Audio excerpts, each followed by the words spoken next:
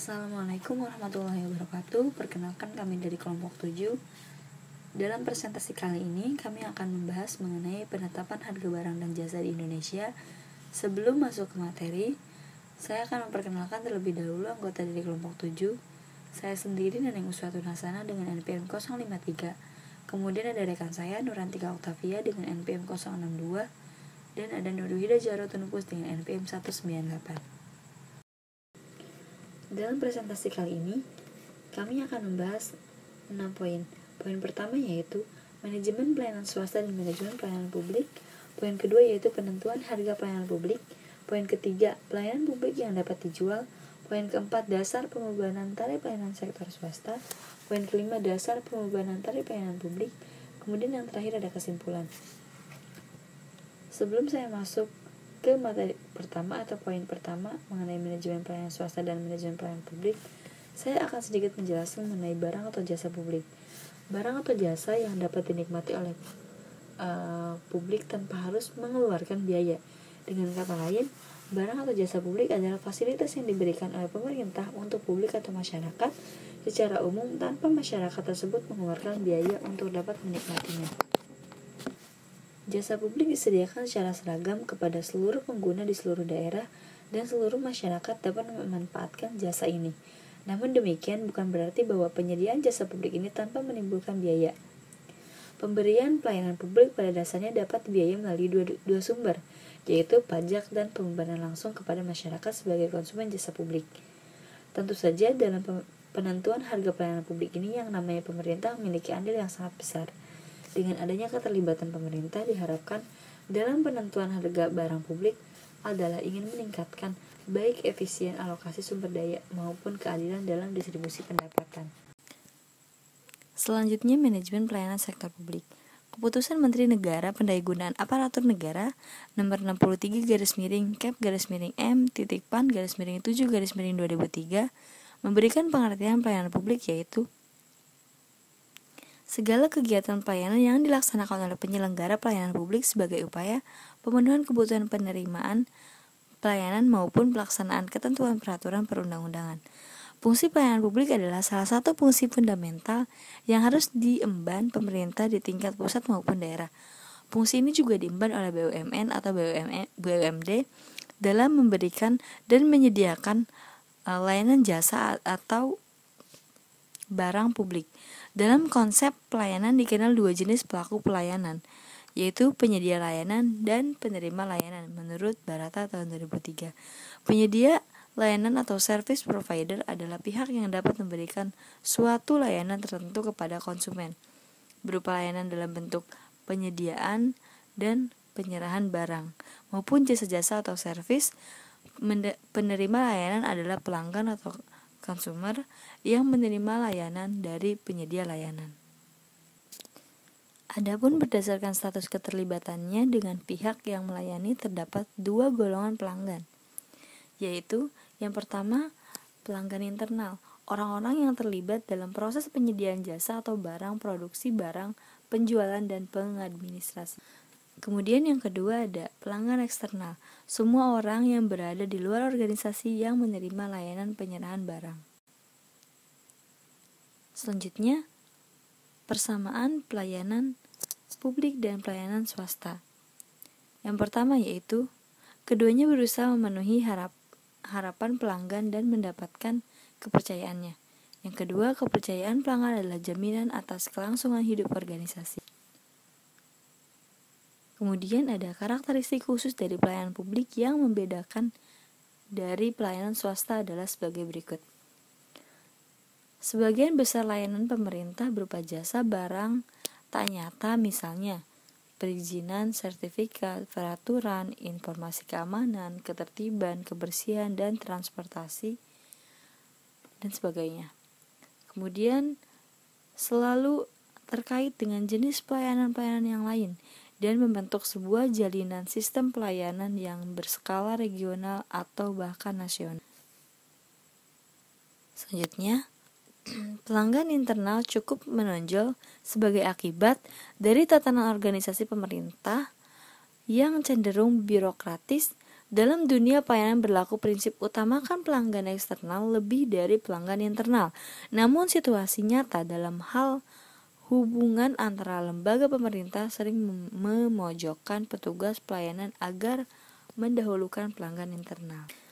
Selanjutnya, efisiensi dan efektivitas pelayanan akan meningkat seiring dengan peningkatan mutu pelayanan. Semakin tinggi mutu pelayanan bagi masyarakat, semakin tinggi pula peran serta masyarakat dalam kegiatan pelayanan. Tujuan akhir dari pelayanan publik adalah terciptanya tatanan kehidupan masyarakat yang berdaya untuk mengurus persoalannya masing-masing. Masyarakat secara keseluruhan diperlakukan sebagai pelanggan tidak langsung yang sangat berpengaruh kepada upaya-upaya pengembangan pelayanan. Selanjutnya ada jenis barang dan jasa. Jenis yang pertama yaitu ada barang private. Barang dan jenis ini dikonsumsi secara individual dan tidak dapat diperoleh oleh si pemakai tanpa persetujuan pemasoknya. Bentuk persetujuannya bisa dilakukan dengan penetapan dan negosiasi harga tertentu serta transaksi pembelian, contoh makanan dan pakaian. Lalu jenis barang yang kedua adalah barang semi-private. Barang dan jasa jenis ini dikonsumsi secara individual namun sulit mencegah siapapun untuk memperolehnya meskipun mereka tidak mau membayar, atau bisa disebut juga dengan barang semi-private. Contoh pembelian radio, ketika dinyalakan, si pemilik tidak dapat mencegah orang lain untuk tidak ikut mendengarkan. Jenis barang yang ketiga yaitu ada barang semi publik. Barang dan jasa jenis ini umumnya digunakan secara bersama-sama, namun si pengguna harus membayar dan mereka yang tidak dapat atau mau membayar dapat dengan mudah dicegah dari kemungkinan menikmati barang tersebut. Semakin sulit atau mahal mencegah seseorang konsumen potensi dari pemanfaatan toll goods, semakin serupa barang tersebut dengan ciri barang publik, contohnya jalan tol dan jembatan timbang. Kemudian jenis barang yang keempat yaitu ada barang publik. Barang dan jasa jenis ini umumnya digunakan secara bersama-sama dan tidak mungkin mencegah siapapun untuk menggunakannya, sehingga masyarakat atau pengguna pada umumnya tidak bersedia membayar berapapun tanpa dipaksa untuk memperoleh barang, misalnya jalan raya dan taman. Dari keempat pengelompokan barang tersebut, penyediaan jenis barang private dan semi-private dapat murni dilakukan oleh swasta, sedangkan penyediaan barang semi-publik dapat dilakukan baik oleh pemerintah maupun swasta. Khusus untuk penyediaan jenis barang publik haruslah oleh pemerintah. Manajemen pelayanan sektor swasta. Sektor swasta lebih mendasarkan pada pilihan individu dalam pasar. Organisasi di sektor swasta dituntut untuk dapat memenuhi selera dan dipilih individual untuk memenuhi keputusan tiap-tiap individu pelanggan. Keadaan seperti ini berbeda dengan yang terjadi di sektor publik. Sektor publik tidak mendasarkan pada pilihan individual dalam pasar tetapi pilihan kolektif dalam pemerintahan. Organisasi sektor publik berdasarkan pada tuntutan masyarakat yang sifatnya kolektif atau massa. Karakteristik sektor swasta adalah dipengaruhi hukum, permintaan, dan penawaran atau. Selanjutnya, manajemen di sektor swasta bersifat tertutup terhadap akses publik. Sedangkan sektor publik bersifat terbuka untuk masyarakat, terutama yang terkait dengan manajemen pelayanan. Dalam organisasi sektor publik, informasi harus diberikan kepada publik seluas mungkin untuk meningkatkan transparansi dan akuntabilitas publik sehingga pelayanan yang diberikan dapat diterima seluruh masyarakat secara menyeluruh. Sementara itu, di sektor swasta, informasi yang disampaikan kepada publik relatif terbatas. Kemudian ada sektor swasta berorientasi pada keadilan pasar, equity of market. Keadilan pasar berarti adanya kesempatan yang sama untuk masuk pasar. Sektor swasta berkepentingan untuk menghilangkan hambatan dalam memasuki pasar. Keadilan pasar akan terjadi apabila terdapat kompetisi yang di dalam pasar sempurna, yaitu dengan tidak adanya monopoli dan monopsoni. Tujuan manajemen pelayanan sektor swasta adalah untuk mencari kepuasan pelanggan, sedangkan sektor publik bertujuan untuk menciptakan keadilan dan kesejahteraan sosial, serta publik dihadapkan pada permasalahan keadilan distribusi kesejahteraan sosial, sedangkan sektor swasta tidak dibebani tentang tanggung jawab untuk melakukan keadilan distributif seperti itu. Organisasi sektor swasta memiliki konsep bahwa pelanggan adalah raja. Pelanggan merupakan penguasa tinggi, sementara itu dalam organisasi sektor publik kekuasaan tertinggi adalah masyarakat. Kemudian persaingan dalam sektor swasta merupakan instrumen pasar, sedangkan dalam sektor publik yang merupakan instrumen pemerintahan adalah tindakan kolektif. Keadaan inilah yang menyebabkan sektor publik tidak bisa menjadi murni pasar akan tetapi bersifat setengah pasar. Kekuatan sektor swasta adalah kekuatan pasar, sehingga kekuatan pasar yang akan memaksa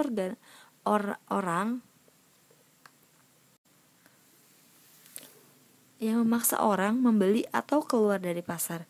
Sektor swasta biasa dibebankan harga yang berbeda untuk pelanggan yang berbeda, dan hal ini tidak akan mengundang protes berupa demonstrasi. Materi selanjutnya yaitu ada penentuan harga pelayanan publik. Dalam penentuan kebijakan penetapan harga barang dan jasa publik, ternyata tidak terlepas dari proses politik, karena pemerintah memiliki andil yang besar dalam penentuannya. Proses politik diperlukan dalam menentukan berapa jumlah barang publik yang harus disediakan dan bagaimana implikasinya terhadap distribusi biaya yang akan menjadi tanggung jawab para individu.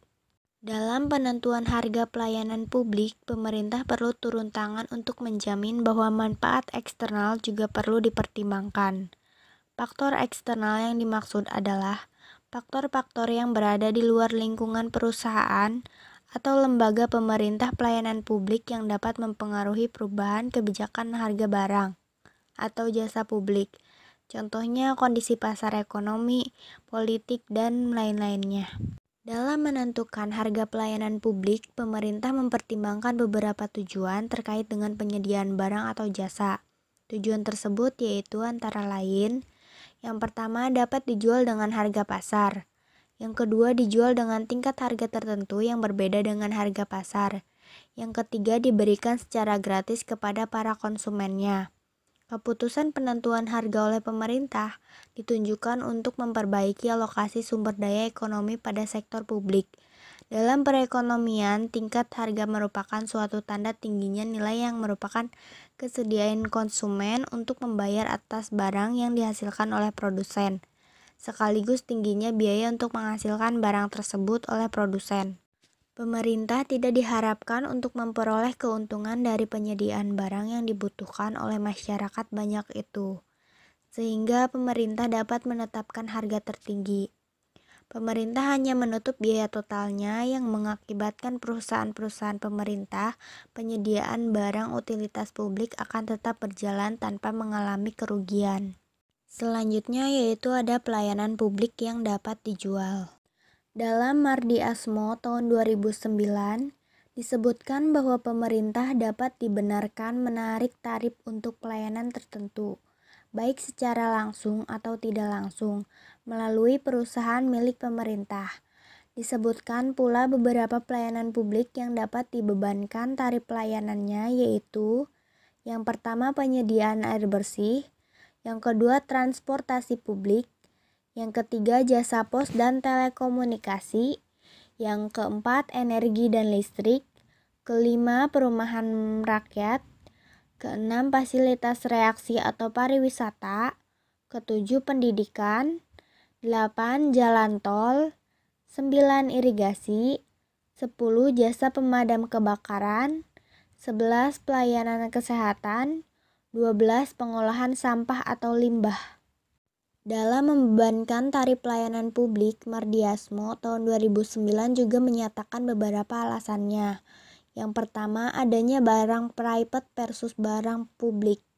Barang private adalah barang-barang kebutuhan masyarakat yang manfaat barang atau jasa tersebut hanya dinikmati secara individual oleh pembelinya. Sedangkan yang tidak mengkonsumsi tidak dapat menikmati barang dan jasa tersebut.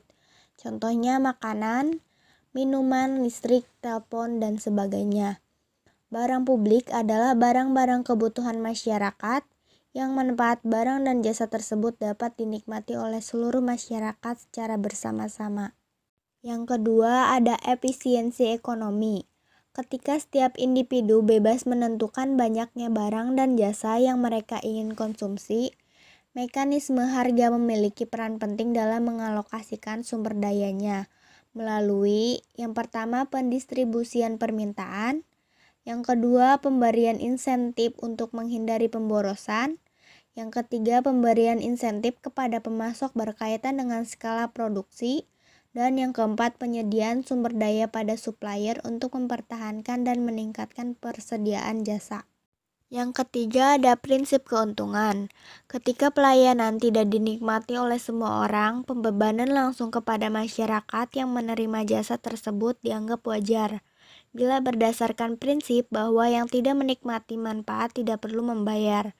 Jadi pembebanan hanya dikenakan kepada masyarakat atau mereka yang diuntungkan kepada pelayanan tersebut. Dasar pembebanan tarif pelayanan sektor swasta.